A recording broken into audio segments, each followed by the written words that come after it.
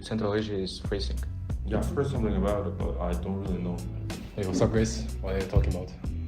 We are talking about how people can mitigate energy crisis in Central Asia through strategic investments and regional cooperation.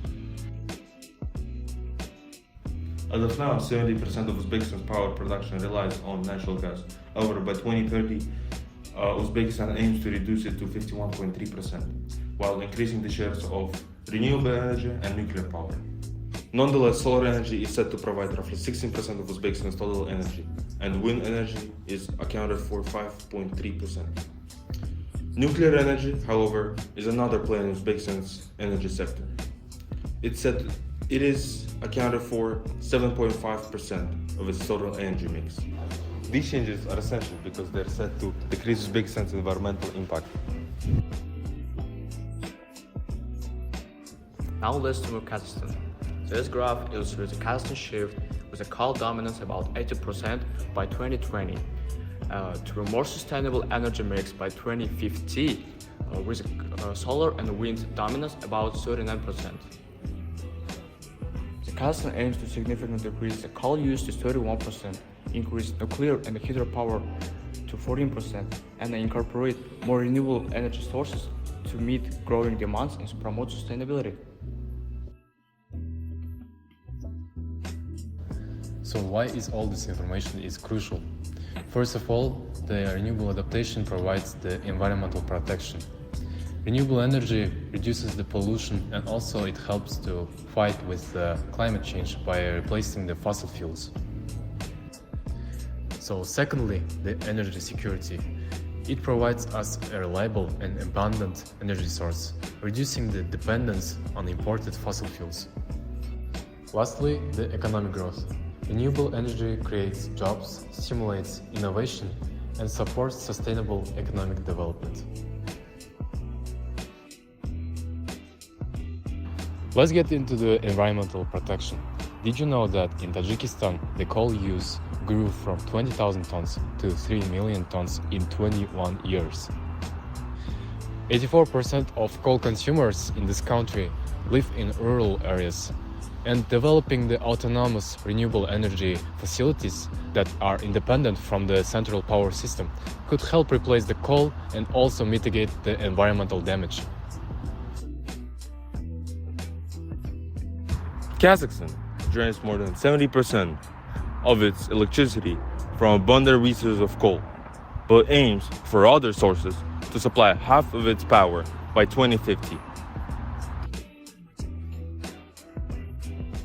Kazakhstan is pledged to reduce its CO2 emissions by 25% when assigned to the Paris Accord, stating that it should reach the reduction by 2030. This shift is intended to help meet the government's ambitious goals to reducing country's greenhouse gas emissions to 15% below 1990 levels by 2030 and of reaching carbon neutrality by 2060. Central Asia has a great potential in creating sustainable energy source since it has 5.5% of the world's potential. It makes yearly 3 to 3.6 thousand hours yearly, as I said. And Kazakhstan can produce 1.3 kilowatts per year of energy.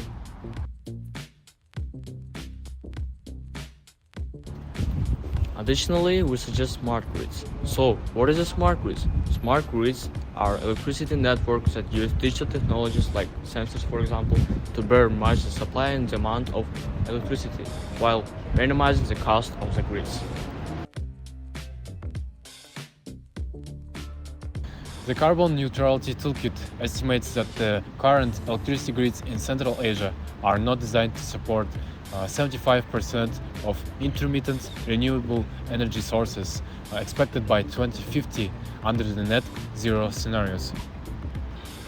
To achieve this, investments of more than $255 billion would be required in smart grids capacity, along with the investments in renewable energy production. This would allow for an improvement of 175% in electricity transmission, distribution, and storage. Moreover, what is an additional point to solving the energy crisis in Central Asia? We think there is international partnership. This table shows the planned renewable energy projects in Uzbekistan. This collaboration with different companies like Masdar, SCWA, and ATP not only promote and contribute to domestic energy production, but also they help to reduce external energy dependency from different countries. For Central Asia, international partnerships bring in the necessary capital and knowledge to overcome the local challenges by promoting the energy security and the sustainable development. These collaborations also reduce the financial risk and enhance innovation in renewable energy projects.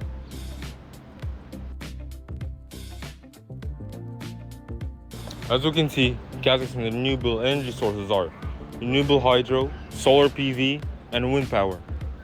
Throughout the years, renewable hydro didn't change much. However, from 2014, Kazakhstan introduced solar PV and onshore wind turbines. They had on major increase throughout 7 years. It means that other countries like Tajikistan, for example, can borrow the energy system for solar and wind resources from Kazakhstan. Reviving the unified energy system would allow to Central Asian nations to support the smoother renewable transition, improve their security, and share their resources efficiently.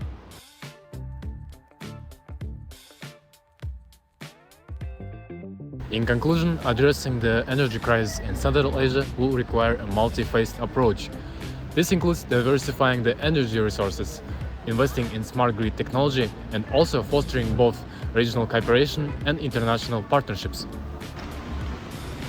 With the right investments, policies, and collaborations, Central Asia's energy region can ensure a sustainable future for their region.